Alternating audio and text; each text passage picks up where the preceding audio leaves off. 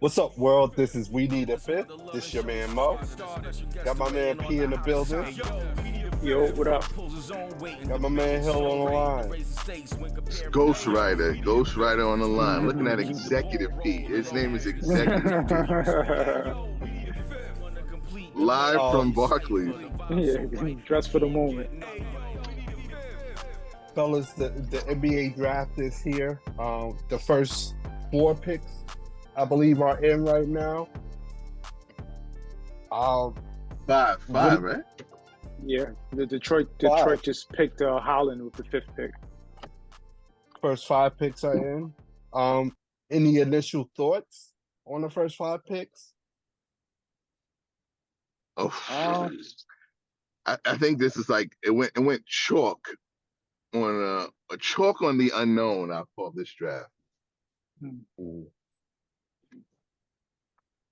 What do you think of the first? Oh. What do you think about the first couple of picks? Let's say the first 2, the 2 Frenchmen.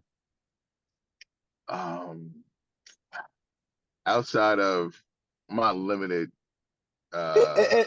exposure to them.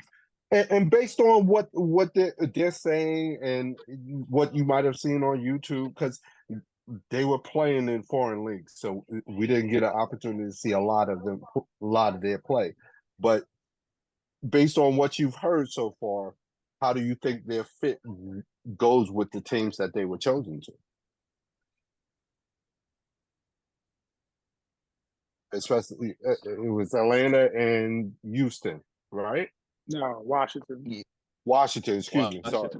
Atlanta and Washington. So, I mean, DeAndre Hunter, stretch 4, and you got Richard. Is he going to be with the league? Will it be much different from there in France? Because if not, then I would have went Alex Sarr for a big right there, number 1, because I don't know what Richard is. Yeah, not only do they have Hunter, they got the kid Johnson, who's playing pretty well last season.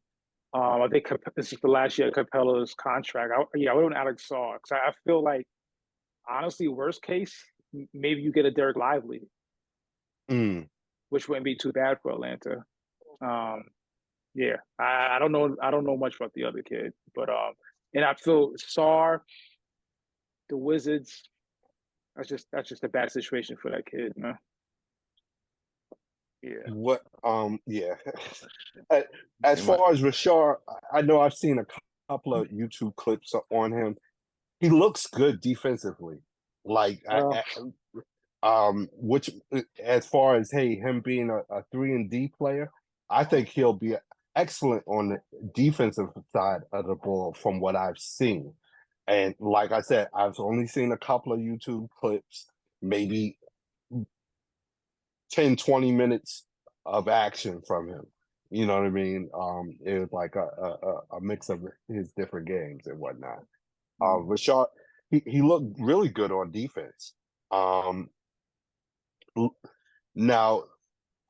on offense, I can't really, because it's a similar situation when we're looking at Wemby's tape from France. It's like, how do you judge it? As far as his competition and what they're able to do on the defensive side of the ball, as far as being a hindrance for an offensive player, and how much of a crucible they had to go to develop their offensive game, and how will that translate to the NBA? Because he looked like he can get to the basket at ease. Jump shot looked pretty nice. Yeah. But like I said, based on the competition, I don't know how to judge it, because it's almost like watching some of these high 5-star recruits when they're in high school, playing in their local, high school league, and they're not a traveling team. And it's like, yeah, you're supposed to be doing that. There's nobody, that's your height. Yeah, for me, it's highlights. You can't, you know what I mean? Like, I can't judge a play on the highlights, defense or offense. So I never, like I said, I just never saw him play. So I couldn't tell you. You know what I mean? Like Wemby, I actually saw some of the games on NBA TV. I mean, or the NBA app. So I saw Wemby play. I saw him handle the ball, dribble the ball, block shots. So I kind of had a better feel what skills he had that could translate. For these two guys, to be honest, I think one game with Alex Sarr against G League Unite. Offensively, maybe a Jaren Jackson type. But I think his best asset would be, rim protection. He can move his feet. I think he's going to be a better defensive player than offensive player. Coming in, it could change, but coming in. So yeah, I'm with you, Hill. I think I probably would have went with Sarr if I was the Hawks, And following up with that, you fire your video guy if he's going to give you a montage of defensive, fallibilities and incapabilities. I mean, that's why it's a highlight reel. You know what I mean? You're not going to ever see anything bad on these kids. You could turn Luka to first team all defense with a highlight reel. Right. So I can't go by, I really can't even go by YouTube one. I really have to see him in game thing. And like you said with Wemby, I saw a few, and we saw some things with, all right, the pick and roll. He moves slow, but he's so wiry, he's able to recover. You know what I'm saying? So that's why I was like, Sarr showed me an active body. I was okay. With Sarr, I was saying, all right, this year's number one pick is gonna be Stromile Swift. That's the way I looked at it. I said, you know what? But he gives me a little bit better pick and pop from the free throw line. He's not as bad as Stromile. So I said, you gotta go with what you got in this draft. So he's just the number one in a weak draft, and I will have to live with that with Atlanta and go with him. You had too many comparables with Atlanta with Rashard. Yeah, Charlotte pick is in, so that's 3 plays for France in the top 6. Oh, so they went with him, huh?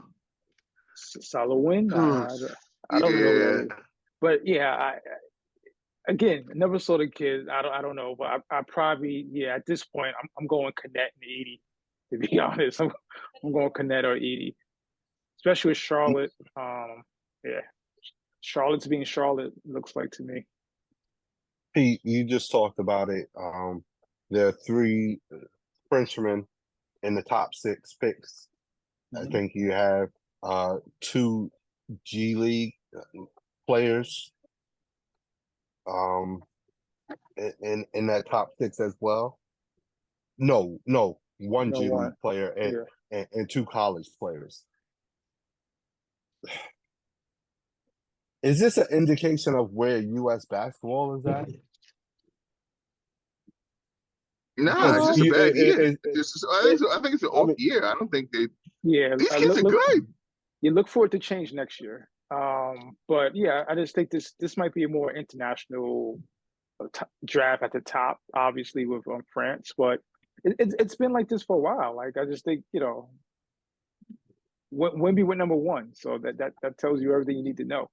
The best prospect wasn't from the United States. And that's what I'm talking about. Just like, hey, is the world catching up to the United States?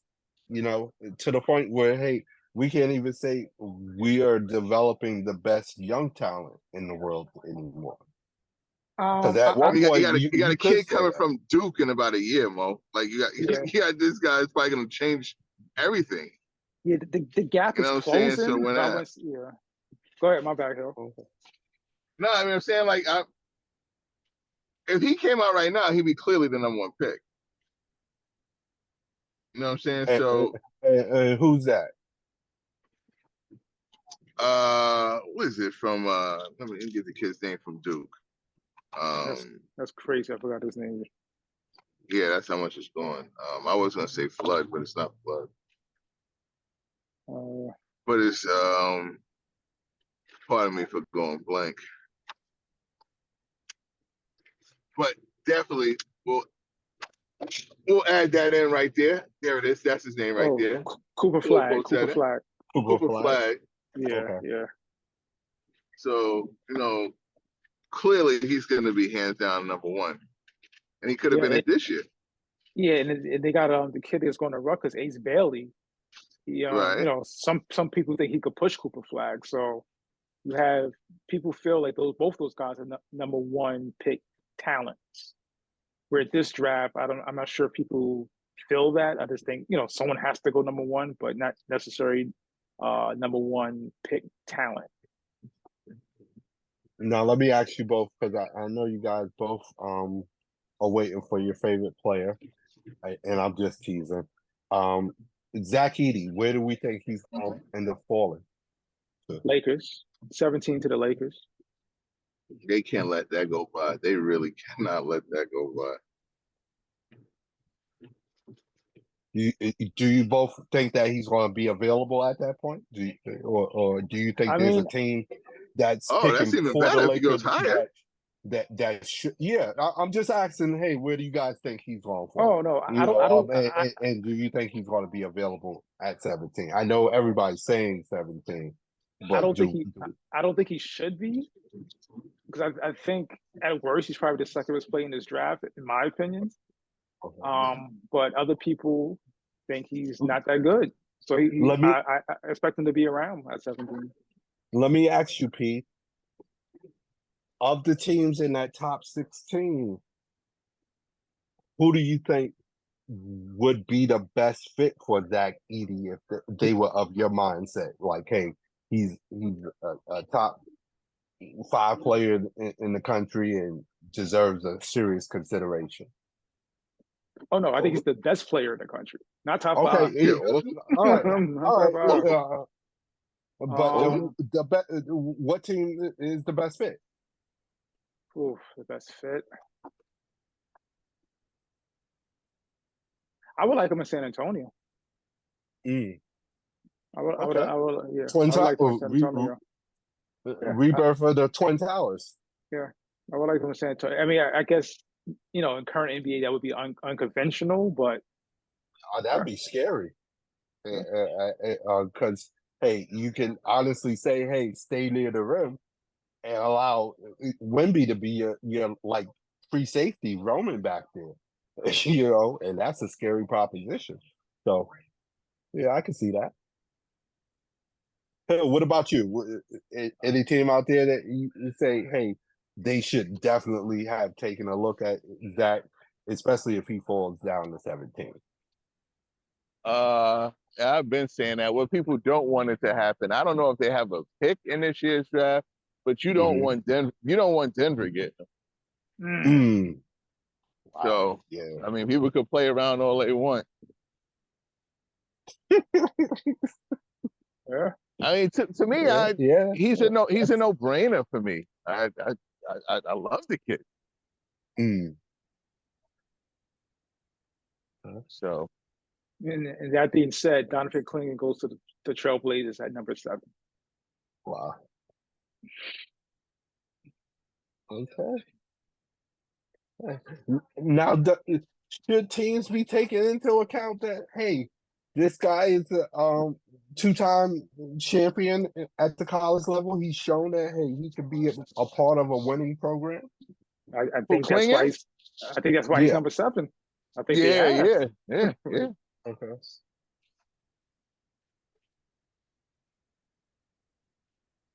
No question.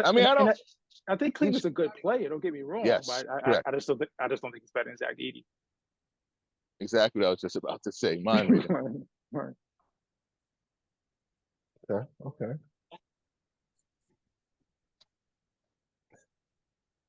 So you think San Antonio with this next pick should be picking Zach Edey?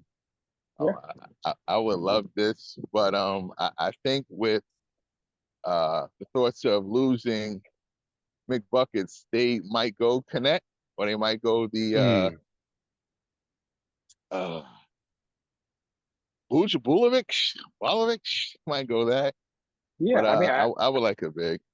Yeah, and I like Connect. He's probably besides Edey, to me, he's the most.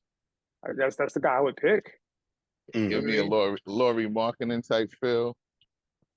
Yeah. He's not even that tall though. He's like, I think, what is he like? Like 6'6", maybe 6'7". But pretty much. I mean, at the end of the day, he could score. That I'm confident in. He could hit the open shot, Right. and every team needs that. What do you guys think of the Knicks trade for Mikal Bridges?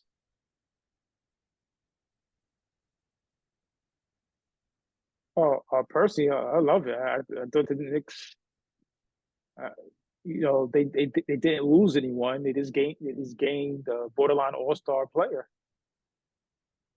And you don't mind this 6 draft picks for him? No, because you don't even know who those players are. Like I'm not big on the draft picks like that, especially if you're a playoff team. Like I think the Knicks are in win now mode anyway. I don't think they're worried about draft picks. I think at this point they think maybe a 22nd, 23rd pick is not going to help them get where they want to go. Yeah, I thought it was an excellent pickup by the Knicks. I was talking to a coworker today and just saying, hey, the Knicks, I think they're putting the right pieces in place, but I don't think they're quite there yet as far as championship team. I think they could be a thorn in the Boston Celtics side, but I do think the Boston Celtics still have the more talented team and the more talented starting five. I do. Yeah. I'm sorry. Well, no, it's not even sorry. I think most, I don't think too many people would disagree with you. I'm kind of debating if I would put them over Milwaukee, but they're right there as probably the second best team in the East right now, in my opinion. Yeah.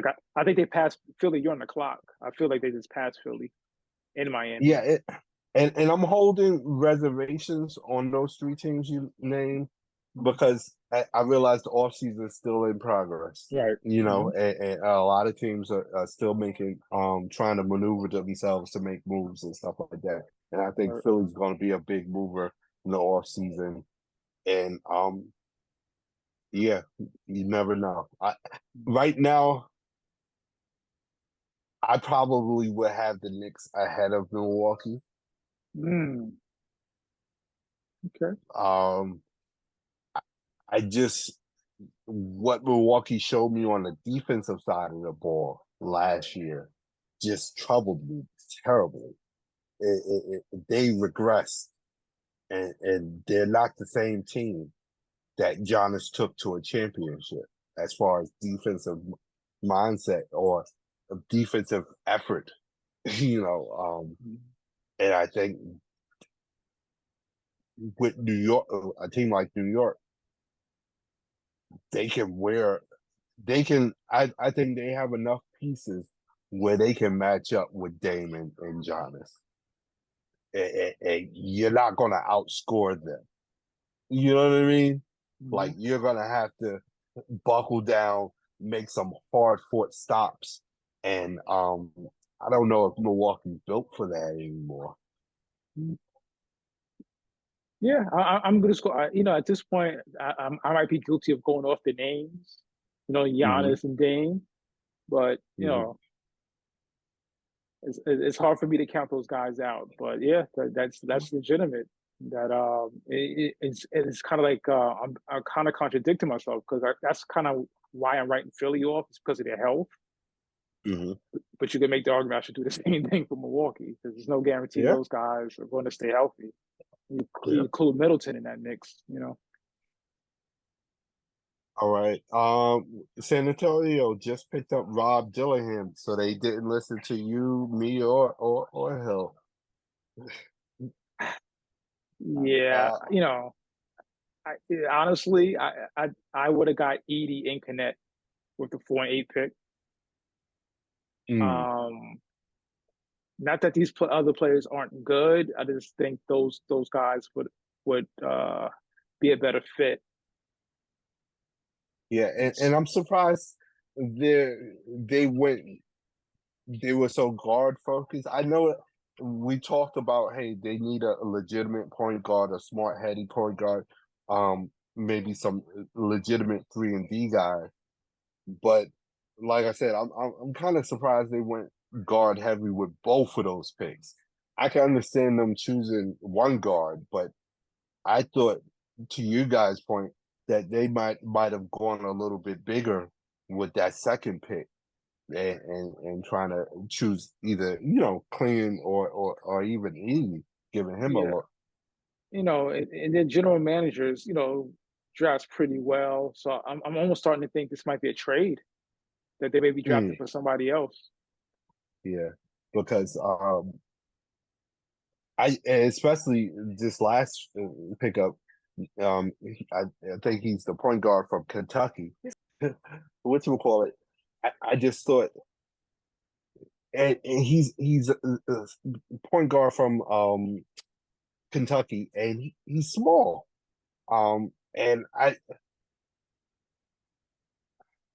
thought with Wemby, you want scoring, 3-point scoring, and I think the kid from Kentucky, he is a scorer. I think he had season high last year of 35 points at one point. But I just thought you would want scoring with height. He's only 6'1". So you're talking about a small guard, and in the West where you got big athletic guards, I don't know about that second pick. Yeah, you got Keldon Johnson, you got Vassell, you have perimeter guys. We'll see. I don't really understand why you would double down with the guards, but and I thought that they would go for a big, even if it wasn't a center like Edey, at least a power forward or something to that effect, where, hey, you can play around with your lineup as far as where you're putting Victor. Put yourself in a position where you can switch them from 3 to 5, depending on the matchup and the team you're facing. And I think they kind of cut away their flexibility in those terms with this draft, especially with the first lottery picks. Like I said, I want you to exercise a little bit more flexibility with those 2 lottery picks, man. Yeah, no, I agree. Whoa! Oh, you hear that? Whoa! Zach Edey to the Memphis Grizzlies. I like. Whoa! I like a lot. Whoa! Oh. Him and Ja. I don't know. Pete, my critique on Edey, he don't move those puppies fast enough for me, man. I wonder how effective he's going to be, but we'll get a chance to see it in Memphis. I like this. A lot higher than I thought he would go. Yeah, I like this. They still got they got Adams. Yeah, I like this. We'll see, man. We'll see. Adams, him, and Jaren Jackson. I think they got some height in Memphis now. Memphis is going to be interesting.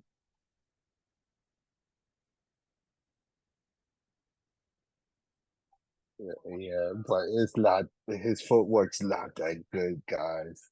No, I mean, if whatever you think of him as a player, that's just that's what you think. But personally, for me, I think he was the best player in the draft. So to me, this is a steal. I think Memphis got the best player in the draft. Wow. Okay. Yeah, I said that coming in. I said that during the tournament. Yeah, I mean, we'll see. I'm not saying he's like a sure thing or whatever like that. I get it. His defense and moving the puppies on the perimeter. That's going to be something he has to work on. But can't teach height. Yeah, and he's stepping into a good situation. Yeah, I think he's going to be stepping into a team that has some playoff experience. Has a young core that's hungry. With a little chip on their shoulder, wanting to prove themselves. especially with a young Ja Morant coming back after his 25. I think he's suspended for the first 25 games, if I'm not mistaken, coming in. So after that, you're gonna have a motivated Ja Morant that's ready to rock and roll, and you have a seasoned veteran in Marcus Smart to try to stabilize the ship as far as any immaturity issues that you might face. And I think Zach Edey is kind of a mature soul, and he'll bring that type of mentality to the team as well. So that could be a plus for them as a team as well. Yeah, I love that pick. I just love the pick. All right.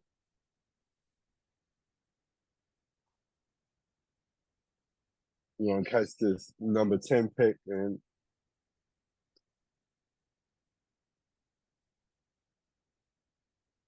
he was on the radar for the next show. Yes, sir. Close out the top 10 picks. Yeah. Utah. What do they need in Utah right now? They need a lot. They need a lot. I like Lauri Markkanen. I forgot the other kid from Baylor. He had a good rookie season. But yeah, I think you go Tennessee. I think you go Connect. Cody Williams. Cody Williams. Okay. I think he's a scorer.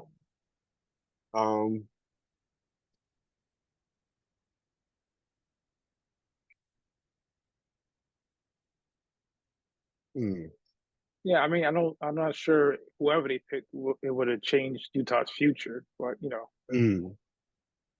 I think they probably wanted Zach Edey to fall to them, because you can't tell me they don't need a big right now to go along with Markkanen. I mean, most of the teams that passed on him needed a big, so I don't know.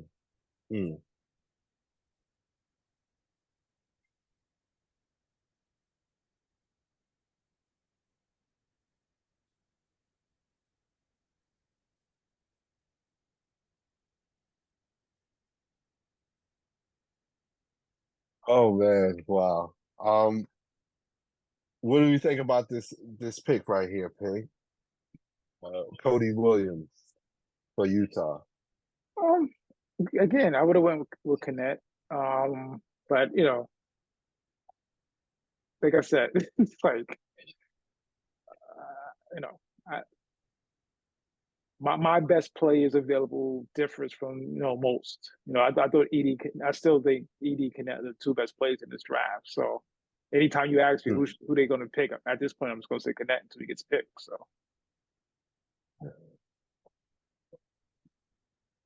But I think Cody Williams could be. I think Cody Williams could be a solid player, though. You know what I mean? Like I'm not saying they made it like a horrible pick. I think he could play.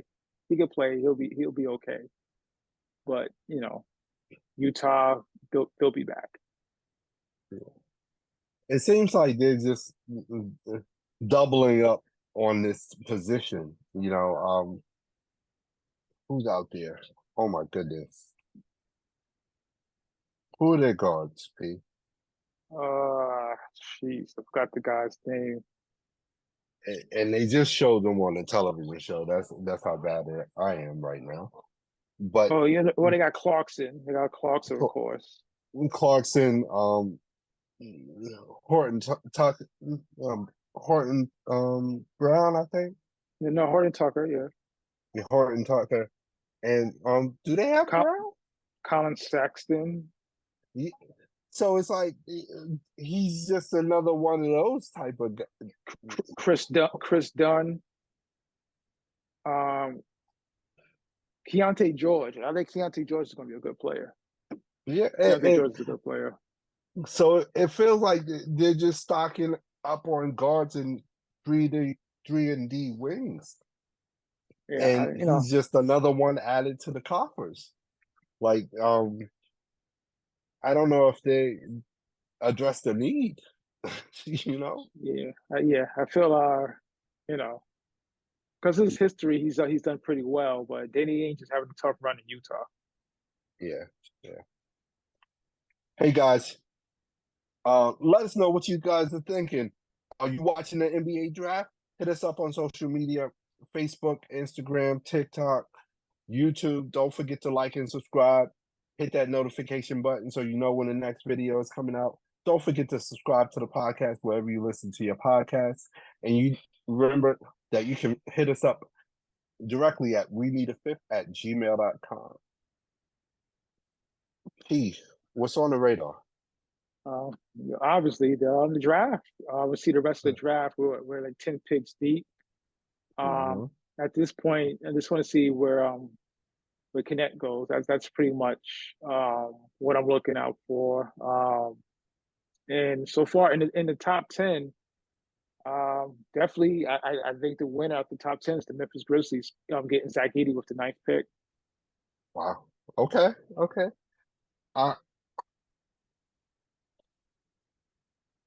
Right now, I'm a little tentative to say who's the winner right now in that top 10, but I can't deny that I like San Antonio's first pick, Khalil. I think he's a nice young guard. He's the type of guard that Wemby needs to play with. He's a defensive-minded guard that can get into the offensive player, and is aggressive on the defensive end, and he can make a shot. So I think he needs to work on his 3-point shot. But honestly, with Wemby, I'm not worried about scoring. I need someone that can guard, that can defend, and can get the ball to Wemby. And I think Khalil can do both of those things, and I think he can do the first thing at an excellent level. So I think right now I'll probably say San Antonio.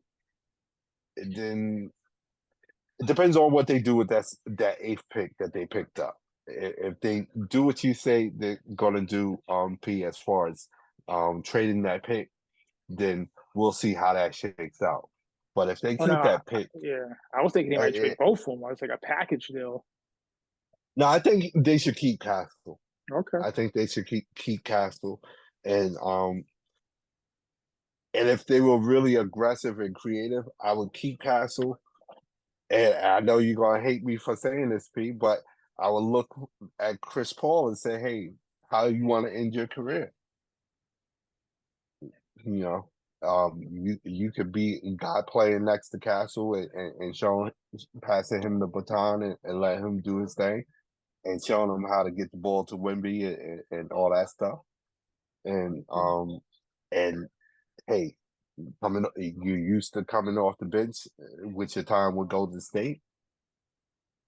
The same thing can happen in San Antonio, and you could be part of a history.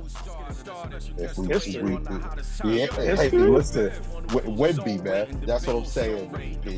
You get Wemby a confident team around him. I think you waiting for history to be made. I said it. Hot take. Yeah, I did it. Yup. Very hot. Very hot take. But what's on my radar?